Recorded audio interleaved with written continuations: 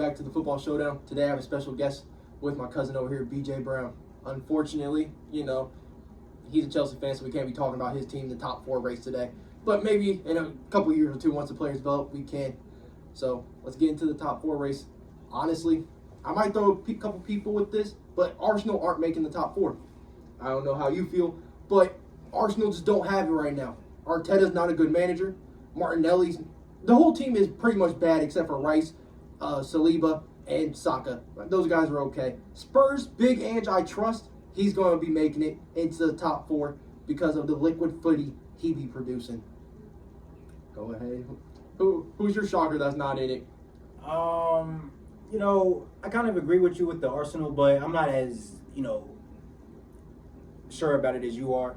I think it's a good chance that Spurs and Aston Villa do make it above them, but I'm not ready to say that they won't make it. Right now, Arsenal's still my favorite, but Ooh. Anything could change. They're known for flopping, so. Yeah, their manager isn't. I think they have the 5th best manager in the Prem. Big Ange is better, as we've seen with the liquid footy that he's been producing with Spurs, getting them 37 points without center backs. They're playing with 4 fullbacks, honestly. And then you got Unai Emery, who's far better manager, won so many European Cups, doing what he's doing with Aston Villa, a team who are relegation favorites a year ago when he took them, and now here they are, one of the best home teams in all of the Premier League. And Arsenal, what are they? 1 win in 4 or something like that. So if this continues, they definitely could be out of it. I'm pretty confident at this point. I've been saying that they're overrated. As you guys have seen in previous videos, I hate Arsenal, think that they suck, but who knows? Well, I think the problem with Arsenal is just the main problem with them is their attack. Last year, Martinelli, Saka, Jesus early in the season, they were all flying. This year, they're all kind of struggling. Oh, yeah. Saka, if you look at, I don't want to go too in on Saka right now, but all I'm saying is, No, do it. All I'm saying is, I've just told that this guy's world class, and just look at his non-penalty goals compared to Mikhail Mudryk. That's all I'm going to say. And people have been saying that he's on the Mo Salah level. I can't even believe that I'm saying this right now. But there were legit people saying that Saka is on the Mo Salah level. And just look at it. 14 goals and 9 assists for Mo Salah. That's all I need to say. Mo Salah is still one of the best players in the world.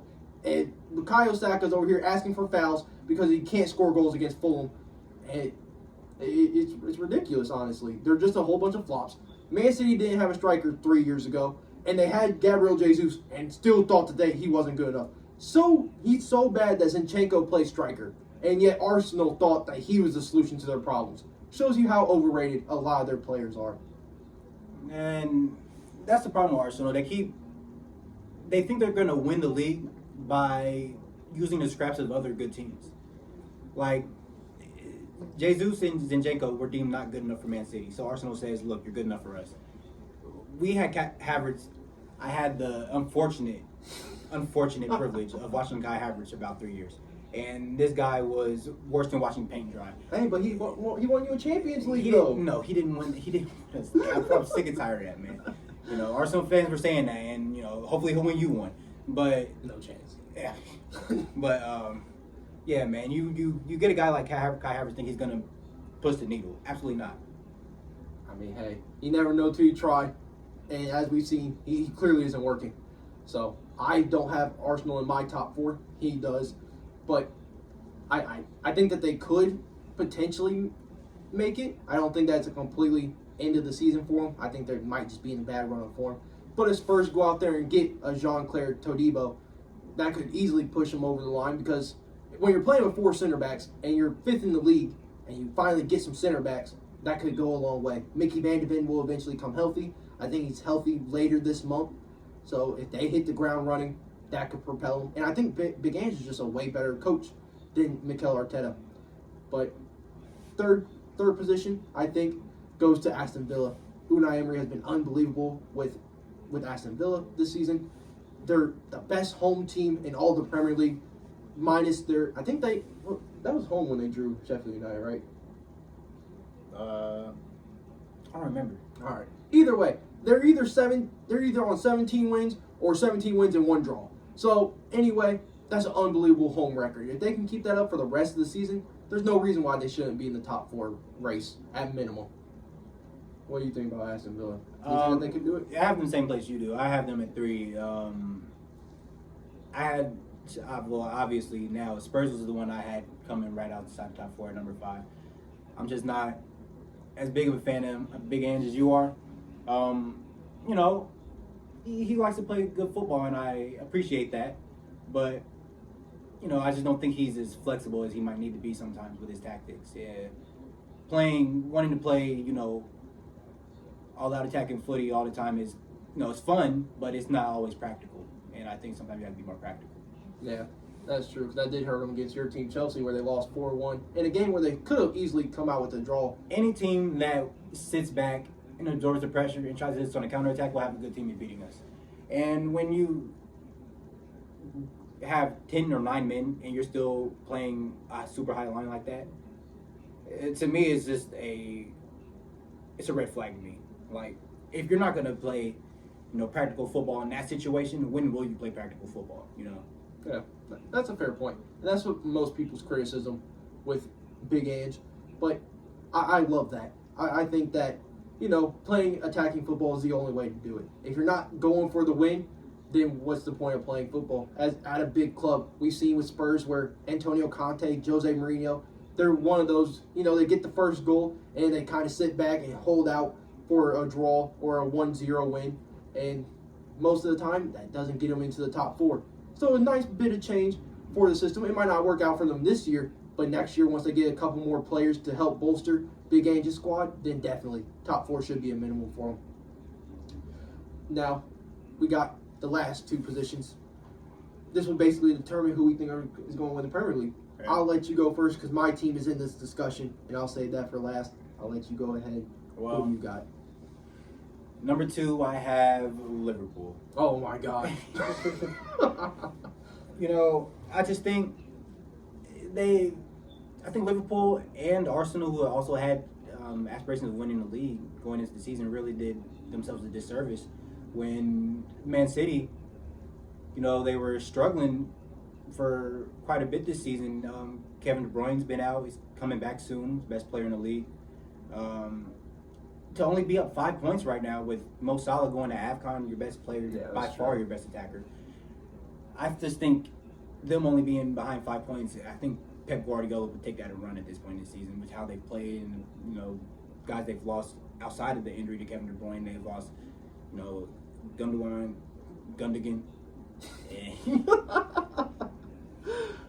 Hey, props for trying the pronunciation. Yeah, you know, the pronunciation for me all the time isn't the best, but, you know, that was a big loss. And, you know, like I said, only down 5 points. I think they're in great shape right now. And they've, over the last, you know, over a long time, they've been the most consistent team in the league. And they struggle, but I don't think it's going to change. I just trust Man City more than Liverpool right now.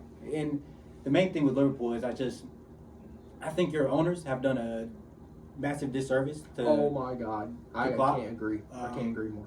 To look at your midfield right now, and you know, you have some good players there, obviously, but when you look at the 6th position, and you're looking at McAllister, who's not a 6, and you're looking at Endo, who I know a lot of your fan base, you know, I think he's has a soft spot for Endo. Yeah, you know? he's a diamond in the rough for 31-year-old coming from a relegation battle. Yeah, and like you say, he's 30 years old at Stuttgart, so I mean he was there for a reason. So, yeah, if you had a 6 and just a good number 6, not even a great 6, just a firm 6 that's going to clean up the middle of the pitch, I would pick Liverpool. But I just think Man City, when Kevin De Bruyne comes back, just has the most complete squad. I can see your point, and I kind of agree. But, of course, I have to go and back my team as always, no matter how bad situations may look. I have City second, only because so many people are relying on City to go on one of their 15 straight game winning streaks. And I think that's because people aren't actually looking to see who they play towards the end of the season. They have a run where they play all these teams in a row. They play United, Liverpool, Chelsea, Brighton, and I think West Ham, like all in a row. And if they somehow manage to win all those games, fair play. They deserve the trophy because that's an unbelievable way to win a trophy. And that's March, April season. So that's right towards the end. And for me, that's unrealistic to be able to win all those games, home and away. You have to play Liverpool at Anfield. That's never an easy game for Pep Guardiola. He struggles going to Anfield. Brighton are always a good team. They're going to give you a good fight. Chelsea already have put in a 4-4 performance against Man City. So I think that coming out of there with 15 wins in a row is unrealistic. And expecting KDB, who's been out for a while, to come back, hit the ground running. It's like Liverpool fans when they talk about Thiago, saying, oh, Thiago's going to come back and finish out the last 15 games. 5 of those games are probably going to be him trying to get his legs back, get up to speed. And who's to say that he's going to be healthy for 15 games? This is speaking for both players, Thiago and KDB. They're both injury-prone players. Why all of a sudden would they now just be healthy for the last 15 games of the hardest stretch of the season? Because both of them don't only have the 15 Premier League games left, but then they have Champions League, Europa League, FA Cups to compete for. So it's not going to be just 15 straight Premier League games. It's going to be 20, 24 other games included as well. Liverpool, I think that Jurgen Klopp is the best manager in the world, in my opinion. I don't think there's one better. Pep Guardiola, I don't care. Yeah, Pep Guardiola might have a more successful trophy cabinet, but pound for pound managers, Jurgen Klopp gets the most out of his players more than City and Pep Guardiola does. And this team is just something different. If Mo Salah being gone for AFCON and we come back with 9 out of 12 points, we play Burnley, we play Chelsea, we play Arsenal, and I forget who we play, but we play another team who we should be beating. Arsenal is the only team away that we should be dropping points to. You're not beating Chelsea. It's at Anfield. Yes, we are. You drop points to us all the time. We draw all the time. I know, but and you don't have Salah. We're winning that game. I forgot you didn't have Salah. Yeah, this is a season where if we're going to actually compete for the trophy, we have to beat Chelsea at home. We have to beat Burnley at home. Arsenal, you can forgive if you come out with a draw or a loss because it's away. You're without Mo Salah. Anything can happen in that game. But if we come out with that minimum 9 to 12 points, we're winning the league because best player in the world with Mo Salah, best goalkeeper in the world, one of the best center backs in the world, and in my opinion, the best manager in the world. Anything else you want to add to that? You think Liverpool have a chance, or do you think it's just? I think you have a chance for sure, but like you said, I'm mainly just betting on Man City just picking up their form, just being the Man City that we've seen over the last over half decade really. Yeah. Won the title the last 5-6 years. So. Yeah, and they've until they prove me wrong, I'm just gonna place my bets on Man City. I don't blame you. I do think that they're favorites because, like you said, Liverpool should have capitalized on their really bad run of form, only having a 5-point gap. Yeah, with City having a game in hand too. That was my thing. When I looked at the standings like a week ago, I was like shocked when I saw how close they were to you and Arsenal because the way everybody's been talking about Man City this year, you would think that they have been way worse than they usually are. But I think it's just the shock of Man City being bad. Yeah, the level of the rest of the league, like it just hasn't been as high. Like we saw Arsenal was 10 points off what they were at this point last season. Yeah, something like that, if not more than 10. Yeah, so the level in the league itself just isn't as high as it has been over the last, like we said, over half decade when you and Man City just kind of set the tone. Yeah, because it used to be you had to at least reach 90 points to even be in contention for a league title. Now you could possibly win the league with the high 70 total mark. Could be 78, 82 points. That gets you a league title this year. Now, do you think it's due to other teams being better? Or do you think Man City and Liverpool have just dropped off so significantly that everyone else looks better in turn? I think it's a little bit of both. I think Man City and Liverpool are definitely not as consistent this season as, especially Man City, as they have been, over the tenure of Klopp and Pep's basically kitty rivalry. But yeah, the City Pool era where City and Liverpool fans are holding hands together. Yeah, frenemies. Yeah, But, God, disgusting. Absolutely disgusting. You two definitely haven't been as good, but I think the rest of the league has also, improved. It hasn't been like a crazy improvement, but I just think that the bottom of the league has definitely, gotten better.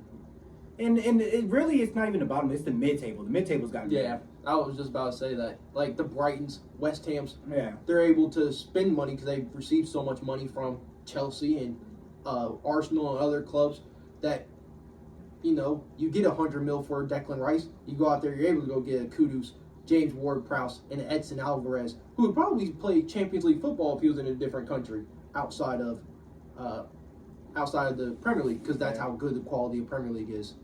So I kind of agree with you. I think it's the Liverpool and City have obviously dropped off significantly, as when Liverpool won the first 27 games, we had 26 wins and 1 draw. So and City have won the league with 100 points, something that was unheard of. And Liverpool is happy to lose with 97. Ridiculous. God, man. We'll go into that in a different video because I don't want to talk about the heartbreak of being 97 points and still not winning a championship. Is crazy. But let me know what you guys think in the comments section. BJ, thank you so much for being on. I appreciate you giving out your thoughts. And if you guys want, leave your comments down below. I look forward to reading all of them. I'll see you guys in the next one. Chelsea.